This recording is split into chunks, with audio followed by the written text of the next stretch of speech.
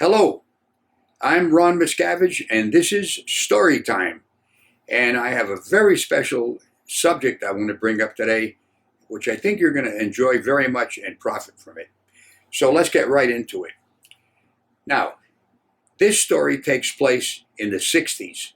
And just to give you a little color of that time and how it was, I want to mention a couple things here. Number one, it was when the Beatles first came to the United States and they played a concert in Yankee Stadium on February 7th, 1964.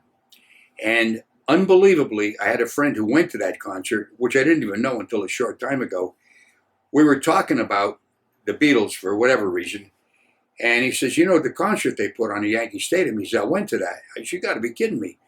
He said, no. I said, how was it? He says, it was terrible. I said, what do you mean it was terrible? He said, Ron, the only amplification they had was on the bandstand. And once they started playing, the people in the stadium started clapping and screaming, and I couldn't hardly hear anything. There you go. Anyway, a couple of days later, they went on the Ed Sullivan Show, and of course, the rest is history. And then the Vietnam War was going on in those days, and people were building bomb shelters in their backyard. The other point I want to bring up, though, is that it was when the first man walked on the moon. And that was Neil Armstrong on July 20th, 1969. And the statement he made, which I'm going to read here because I copied it down exactly, very memorable. What he said was, that's one small step for a man, one giant leap for mankind. Anyway, there's a couple things about the 60s. So now, getting into the story.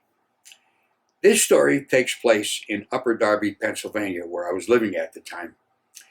And I was driving to my health food store. The day couldn't have been nicer. Blue sky, not a cloud in the sky. It was about 70 degrees, no humidity. I was driving a Dodge Dart in those days, and I had all the windows pulled down so the fresh air could come through. It was very invigorating. And just one of those days, it's great to be alive.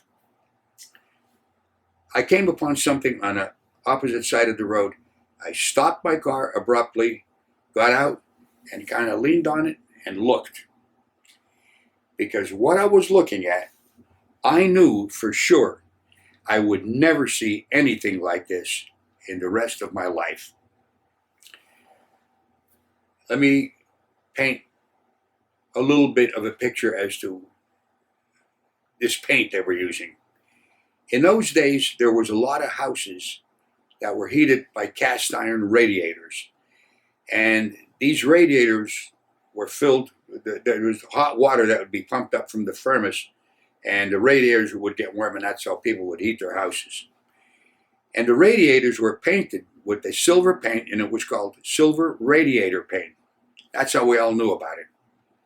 So now, getting back to this story. There are two middle-aged women, and they both have a roller brush and a roller pan, and in that pan is silver radiator paint. Now, they are painting a 57 Chevy with roller brushes, not even with masking tape over the windows, just very carefully and adroitly painting the whole car. And I looked at this and I said, these women are nuts. Now, that led me to have a little bit of a realization. From my viewpoint, I thought they were nuts. But think about this. When that paint dries, these women will drive down the street thinking to themselves, here we are driving down the street in this beautiful silver car. They're going to feel like $1 million because they did it, and they're going to be happy. That's their viewpoint, and what's wrong with it? Not anything. What's wrong was this, my judging them to be nuts or crazy. And that's what I call intolerance of another person's viewpoint or attitude or observation as to how they should live life. And that's what I'm talking about right now, tolerance. And I'm going to tell you, if you can develop tolerance, you will lead a much happier life than not having it. Guy says, I love to have steak with ketchup all over it. And you think that's crazy. What are you going to say? How could you eat that? Really? Why not just say, no kidding, man. Give him an acknowledgement. Let him have his likes or dislikes instead of going into his teeth. Another person could tell you about some baseball team he likes. You think they're terrible. You might just say, oh, no kidding. How about that? Let me tell you, those people who you don't knock their dreams and their attitudes may come to you later on and want to tell you something about life or some problem they're having. You listen to it. Don't be judgmental. Be tolerant of whatever they're saying. You may have a friend for life that it comes to you for advice, or just for the fact that he's not going to get knocked or have his statements shoved back down his throat. Now, this tolerance, I have one caveat to make. As long as the way the person thinks is not harming or hurting another person. That's a little different story.